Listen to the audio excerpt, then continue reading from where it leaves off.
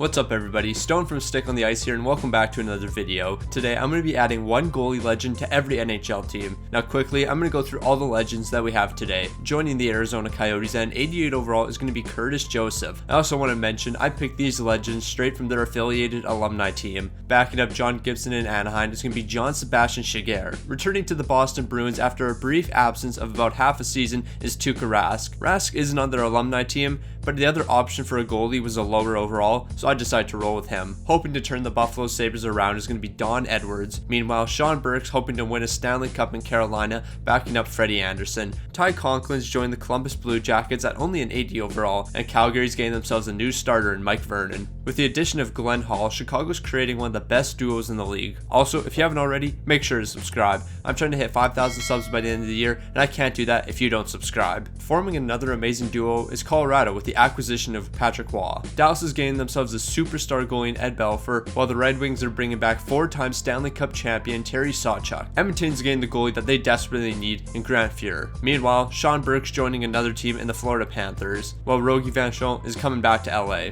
I probably pronounced that wrong. Yeah.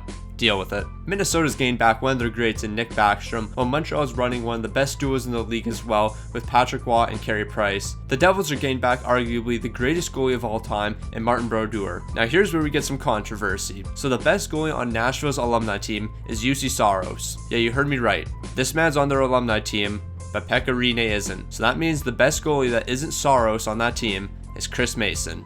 I don't control this. This is EA's fault. The Islanders might be losing Sorokin, but they're gaining Billy Smith. And we have some more controversy with the Rangers. King Henrik is nowhere to be found on this alumni team, so we're running with Mike Richter. If you thought the nonsense was done, you're going to be wrong. So on Ottawa's alumni team, there is no good goalies. I think the best goalie is like a 78 overall. So by adding a goalie to this team, they actually get worse. And right now you're looking at these goalies and you're saying, well, a 78 would help. Well, Matt Murray is going to be called up from the AHL once this season starts. So technically, it would actually make their team worse. Philly's getting back their scrappy goalie in Ron Hextall, and Pittsburgh, they're bringing in some guy I have never heard of in my life. No cap, I have no clue who this guy is. Seattle was a tough one. I searched far and wide, but couldn't find any goalies that could top the guys they have right now. Like right now, they have the best goalie tandem in franchise history. Mike Vernon's joining his second team in the San Jose Sharks, while Grant Fuhr is also joining his second in the St. Louis Blues. Sean Burke's joining his third team in the Tampa Bay Lightning, and Toronto's hoping to end a Stanley Cup drought with someone that won them a cup in Johnny Bower. Since Roberto Luongo isn't available, we're going to have to run with Kirk McLean. With Vegas, there was one legend I could have added back, but this team screwed over Fleury enough, and I'm not forcing him back here. Dougie's rejoined the Jets to serve as a backup to Connor Hellebuyck, and finally, Bill Ranford is returning to Washington. Now that we know who's been added to every single team, comment down below who do you think is going to have the best season.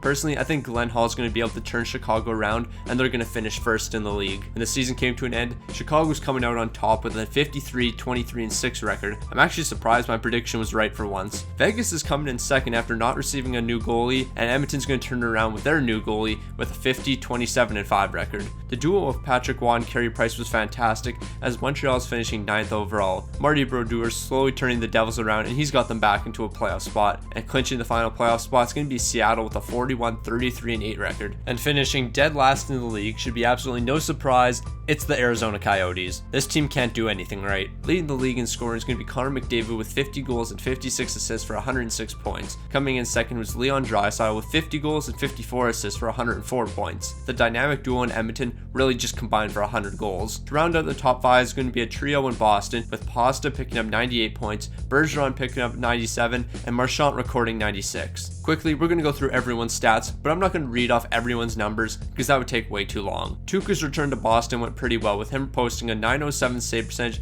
and a .289 goals against. Mike Vernon was posting fantastic numbers as well, with a .919 save percentage and a .246 goals against while picking up 8 shutouts. This man was absolutely dominating the league. Patrick Waugh was also terrific, winning 42 games with numbers of a .924 save percentage and a .221 goals against. Grant Fuhr did an amazing job with the Oilers, leading the way while posting a .907 save percentage and a .283 goals against. Nick Backstrom was very disappointing in Minnesota, however. He's posting below average numbers of an .899 save percentage and a .313 goals against. I was expecting a bit more from you, my guy. Marty Brodeur was feeling himself in New Jersey. He's picking up 36 wins, and he's got them back into a playoff spot. Not only was Mike Richter a disappointment, but so was Sorokin, who was backing him up. Ron Hextall's trying to save the Flyers by posting a .906 save percentage and a .256 goals against. Nothing special was going on in San Jose or Seattle, but Grant Fuhr was dominating with St. Louis, posting a .917 save percentage and a 2.58 goals against. Johnny Bower was the backbone of the Leafs with a .910 save percentage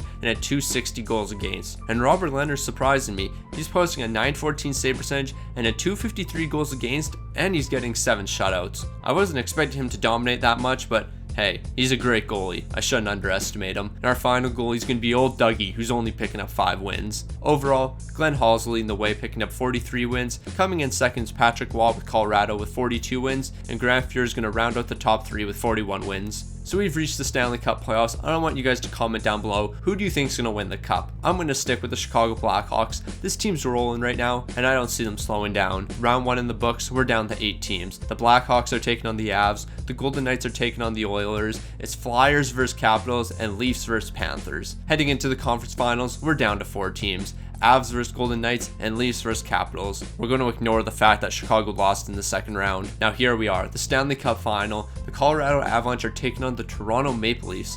For Toronto to get past the first round, all they need is Johnny Bower. I guess it's not that hard of a fix. When the series came to an end in a back and forth affair, the Colorado Avalanche are taking down the Leafs in 7 games to become Stanley Cup champions. Patrick Waugh was fantastic in the playoffs, posting a .902 save percentage and a .284 goals against. But Johnny Bower was also terrific, posting a .926 save percentage and a .234 goals against. McKinnon's leading the way in postseason scoring with 15 goals and 20 assists for 35 points. Matthews is coming in second with 30 points, and Landeskog rounding out the top 3 with 29 points. Taking home the Vezina and the William Jennings Award is going to be our guy, Patrick Waugh. He's also a Stanley Cup champion, so he had himself a great year. If you enjoyed this video, I definitely recommend checking the one out on screen, and if you haven't already, make sure to drop a like and subscribe.